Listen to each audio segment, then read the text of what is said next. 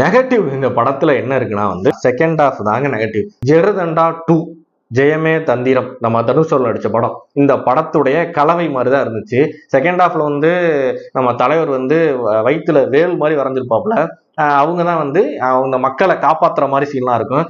என்னடா இந்த மக்களை காப்பாத்துற சீன்லாம் பாத்தீங்கன்னா வந்து ஜெயலலிதா 2 படத்தை பாத்தீங்கன்னா கடைசியில நம்ம மக்களை காப்பாத்துற மாதிரி தான் காமிச்சிருப்பாங்க.